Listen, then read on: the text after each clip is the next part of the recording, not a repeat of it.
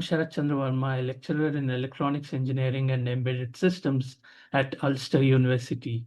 I am here today as a part of VBridge program at Ulster University, which aims to increase the number of students, particularly girls, opting electronics engineering.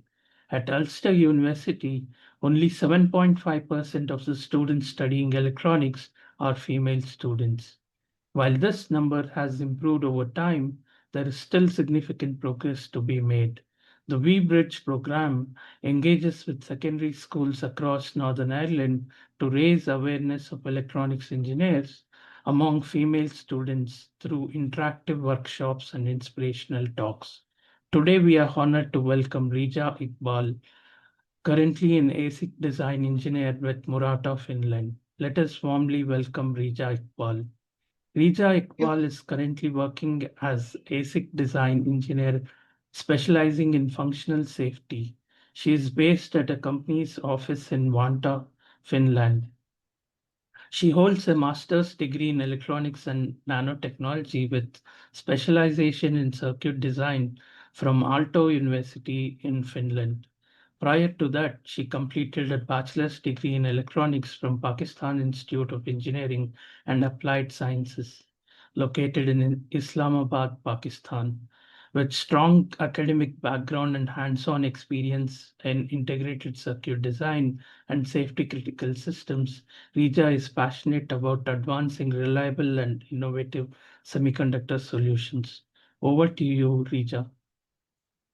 Thank you. Thank you for the introduction. Okay, so hey, this is Reeja, and I will briefly present in easy terms what I basically do Sure. during my workday or overall. Okay, so I'll share the screen.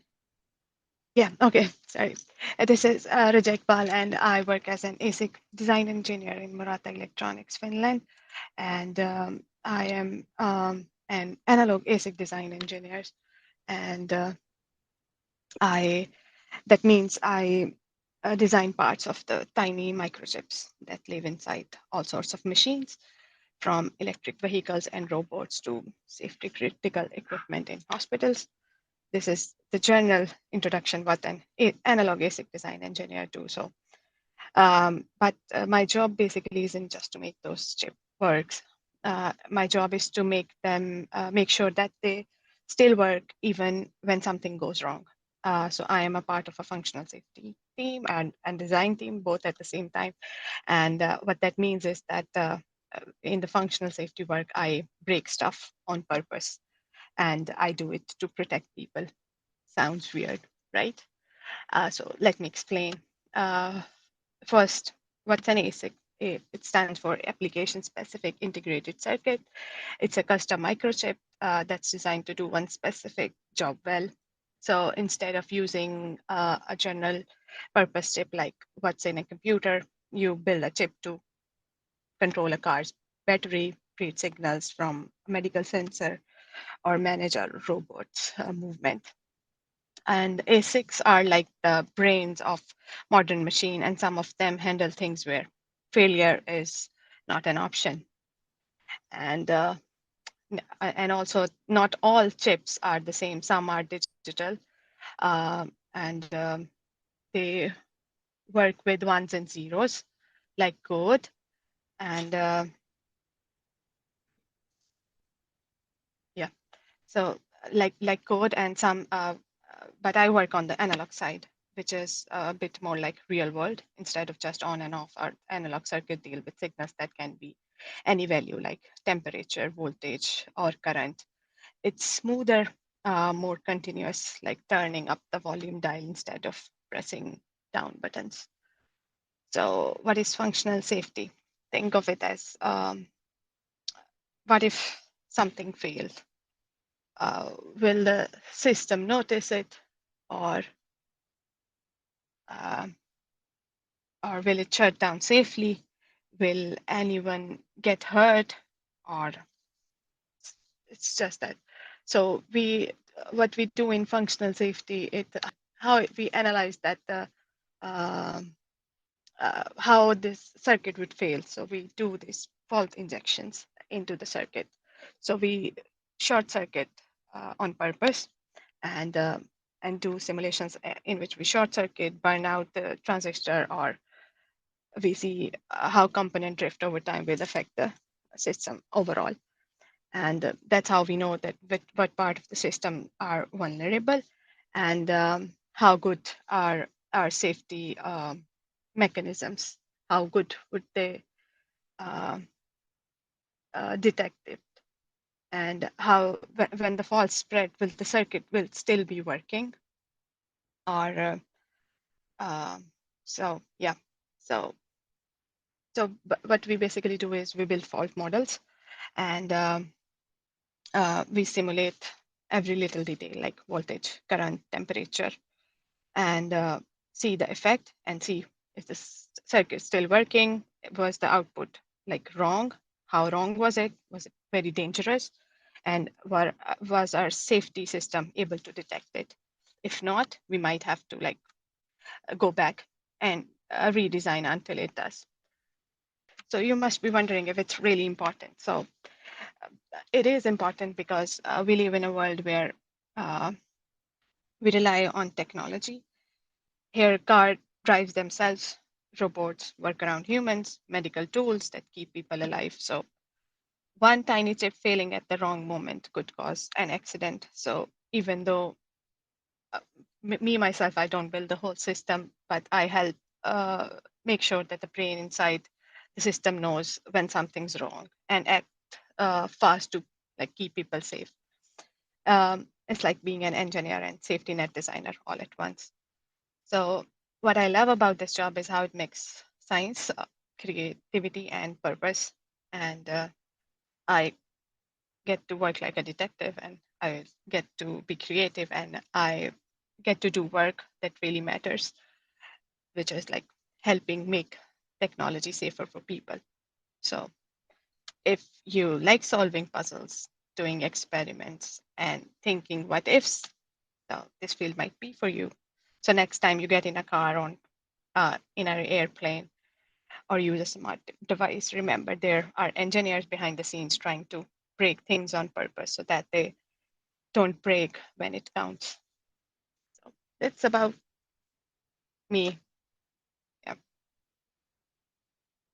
Yeah, that's a great presentation, especially for secondary school students. It's very Yeah. motivating Yeah. Yeah. Yeah. I prepared it on purpose too. to know your job. So Yes. uh, yeah, great.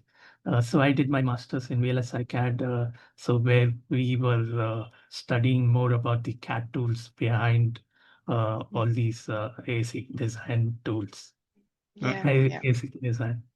It's very interesting how ASIC design works, right? So people are able to put a billion transistors on a Mhm. single chip, and Yes. then you have to make sure all these transistors work the way we want it. So you're doing a great job. I hope many students who watch this video get inspired by you and also join this field of electronics, which improves the basic life, right? So let me start with the questionnaire. In this session, we'll have some question answers related to being a uh, female engineer in electronics, right? So my first question is, I think you answered most of it. My first question is, can you please tell us what your day looks like in your job? Yeah. So yeah. So a typical day starts for me around 8 a.m. So I started uh, by after dropping my kids to daycare. I come to office, or sometimes in Murata office. It's usually for my team. It's Tuesdays, so I just come on Tuesday, and other days I work remotely from home. So my typical day starts around 8 a.m. and I begin by checking emails and reviewing like simulation results from which I might have left running overnight. And after that, I evaluate how the results and decides or report if the circuit or test bench needs fine tuning or and also depending on the results. Uh, I might adjust some parameters or so. And then there is in the office we have this because we are coming just 1 week, one day per week. So then we have a lunchtime where we all sit together and have lunch and usually talk about our weekends or how the things went last week. And yeah, and after that, it's mostly like productive work after the lunch that if there is some meeting, if not, then there's design work or so on. And yeah, and I leave office usually around 4 p.m. And but if there is some project load, projects ending, tape out is near, then maybe a later time. So yeah, that's about it. Yeah, good to know about your job. The second question is, what excites you most in electronics engineering?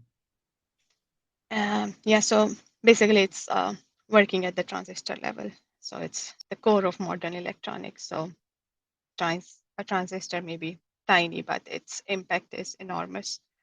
And I'm deeply fascinated by how the movement of electrons governed by physical laws can be manipulated to create something as complex as a computer or as simple as an amplifier. So or for me, it's like solving a puzzle um, the joy comes when you get to apply things that you learn in theory. So seeing abstract concepts come to life in real world devices, it's deeply satisfying. So Yeah, good to know.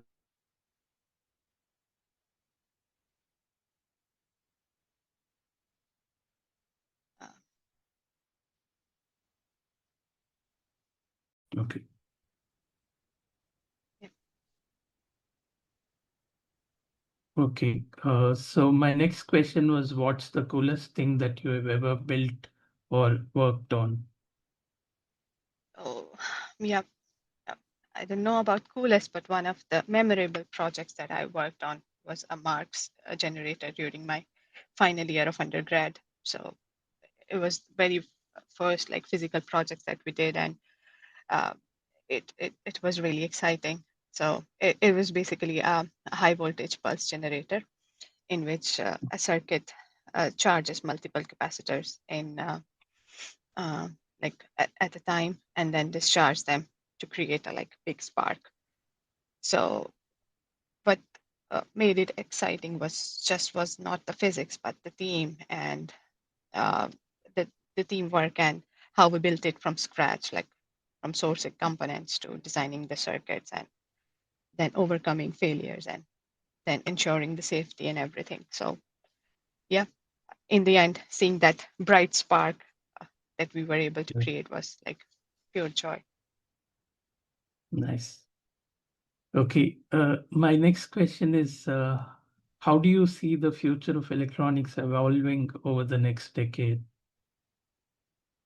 Um, Across Europe and in Finland, I also think that it looks promising. So in the areas like artificial intelligence, energy efficient systems, smart sensors, quantum technologies. So Finland is already playing a key role in developing these technologies. So in the field of analog ASIC design, I think there is a growing demand for low power, high precision circuits, and which are essential for applications in environmental sensing, wearables, and even space. So yeah, health monitoring patches, smart fabrics. So this is the future. So we are building the future one transistor at a time. Yeah. Yeah, this has come many times in our talks. So basically, the sustainability aspect of electronics, I think it's very important going on in the future to think of sustainable electronics, as you mentioned. My next question is, can you please tell me how you got into electronics, and was there a moment that you realized, yes, this is what I want to do? Yeah, honestly, I came into this field by accident. I didn't set out like to be an electronics engineer, but I've always enjoyed the subjects of math and physics. And back in school, I used to like complete my homework early just for fun during the vacation, so or so on. So, but I didn't never realize that this love of logic and problem solving would like turn into a career or so. And also, un- until I have not started studying the electronic subjects at university, it didn't click. So every new course, it Okay. pulled me deeper into this world of electronics. And yeah, that's how it went on from that point onwards. Yeah, it's nice actually. So you took whatever was coming your way and you studied them, the subjects in depth, and that is how you grew interest in your field. That's, I mean, impressive. So next question is, what advice would you give to your 14-year-old self? Yeah, I think it would be like, don't be afraid to fail. So at that age, everything like feels high stake. So there are expectations, and then you have choices to make. And uh, we think that the failure is failure. It's nothing going onward from that point. But the truth is that it's a part of success. Every time you stumble, you learn, and those failures build resilience and confidence. So it's okay not to have everything figured out, but you should explore your interest and ask questions, and no, do not let the fear of failure hold you back. So if you stay curious and committed, it will get you where you're meant to be. Yeah, so stay curious and be resilient is what you would say, right? Yeah. Okay. So my next question is, do you feel that women are well represented in electronics engineering field? Yeah, I think it are still underrepresented, but recently I think the landscape has improved. So like for decades, the society has pushed the narratives that technical fields are only for men. It's stereotypes. It's outdated, and eh, I think engineering thrives on creativity and problem solving, and these are the qualities that are not gendered. So uh, a more diverse workforce bring better perspective and better outcomes.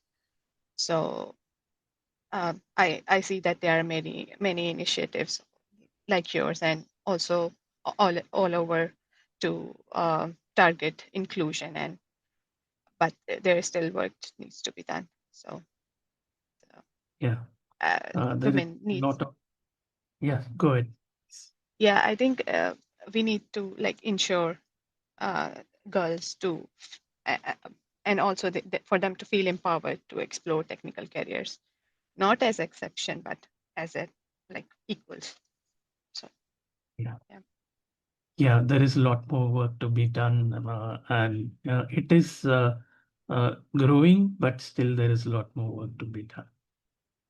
My next question is, what do you think the causes are, and why should a secondary school girl choose electronics engineering? I think many girls don't choose electronics because they are not exposed to it or encouraged early enough. So there are societal pressures and lack of relatable role models also uh, to inspire them.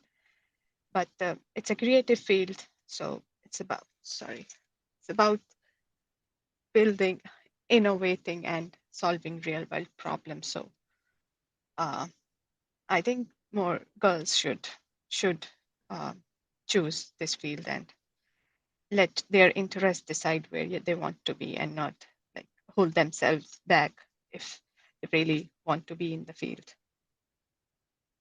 Yeah. Yeah, that's a good suggestion. My next question is, what are the challenges that you've faced as being an woman electronics engineer in your job as well as in your personal life? Mhm. So maybe one challenge is navigating this unconscious bias. I think it has improved a lot, but still, some people are surprised sometimes, and they also make assumptions about their competence. So Hmm. these biases may be subtle, but they can affect one's confidence and inclusion. So, but thankfully, at my workplace, and also I have noticed in Finland that this diversity and inclusion, they are taken seriously. So, but uh, but but I think this confidence building, it needs time. So you need self trust or persistence and speaking up to be heard. So in personal life can also be a challenge. Sometimes passion can blur boundaries, but setting limits and uh, aligning with supportive workplace culture, uh, it has helped me stay grounded. Yeah, great. So trust in yourself and persevering and speaking up is also very important. Yeah, role models like you are required for young children to look up to and work towards the electronics engineering field. So my next question is, how do you balance between personal life and professional life? Is it difficult or is it easy? Mm. While I'm working in Finland, it's the culture, it generally respects the work-life balance. So we have flexible hours, like sufficient vacations and strong parental policies. I just came back from my parental leave 6 months ago, so I took 1 year off because I needed it, and I was not worried that when I go back to work things would be different and everything. So yeah, so I think personal level, uh, sometimes you need to like step in and set boundaries and prioritize things that matters, but it's not about doing everything, it's about doing the right thing with focus. And so yeah, and purpose. Yeah, I think policies by the government and the countries are very important Yeah, yeah, to totally. help with this. Yeah. Yeah. So my next question is, why do you think girl students should take electronics, and what message would you like to give them? uh, You might have I answered, but yeah, yeah, but it's just about their passion, and also uh, don't choose this field because you want to prove something, because choose it because you're curious. And uh, this field, it's everywhere. And uh, and by choosing this field you could be one of the people who are shaping the future. So um, try activities to spark interest, like explore how devices work, stay open to discovery, uh, have the courage to ask right questions, or just ask questions and trust your passion. So yeah. yeah. So my next question is, are there any fun or accessible projects that you'd recommend students to try to spark an interest in electronics? um, yeah, maybe this basic it also depends on your like resources and funding and everything, but with this beginner project, like maybe blinking LED circuit, simple, affordable. Or if you're into software, then maybe programming a traffic light system using a microcontroller is a fun way. Or if you want to learn more and during the summertime, maybe try taking some courses through Khan Academy or Coursera. So the key is to like start small and stay curious and then keep building. Yeah. So as a We Bridge project, we implemented 4 workshops for children.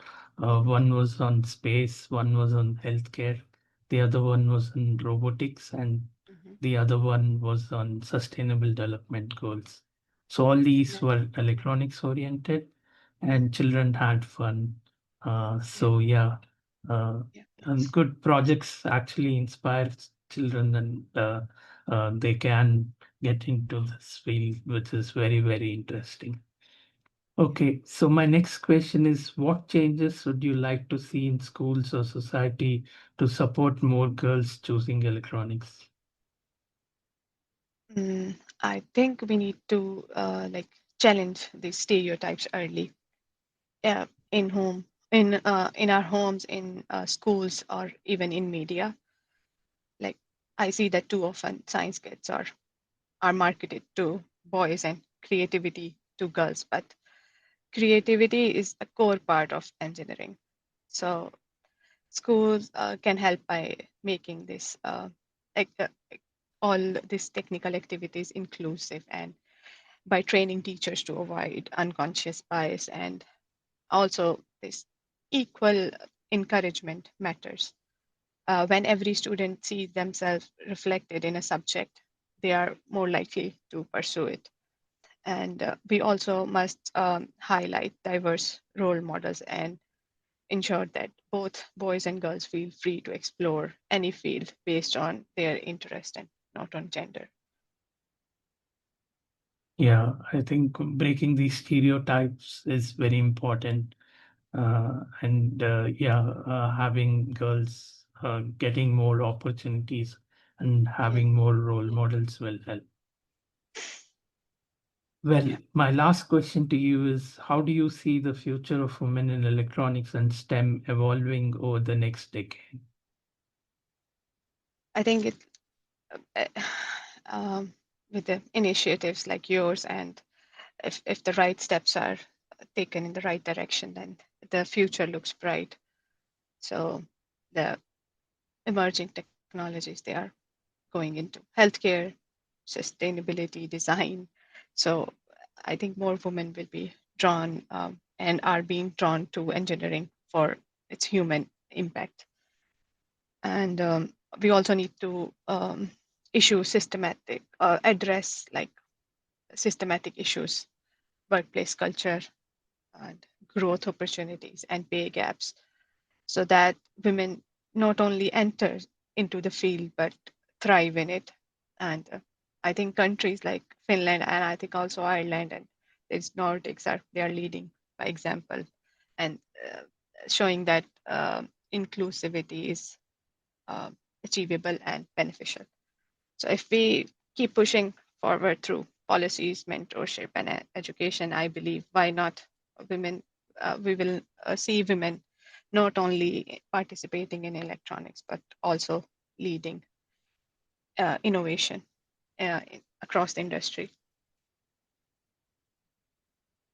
Thanks, Richa. It was very enjoyable talking to you Yeah. and I knowing also more. I also feel honored to be part of this. The nice work that you are doing. So really appreciate it. Thanks so much. As a part of VBridge program, we would like to thank you and also thank Royal Academy of Engineering, which funded this project. Thanks, Rija. Thank you.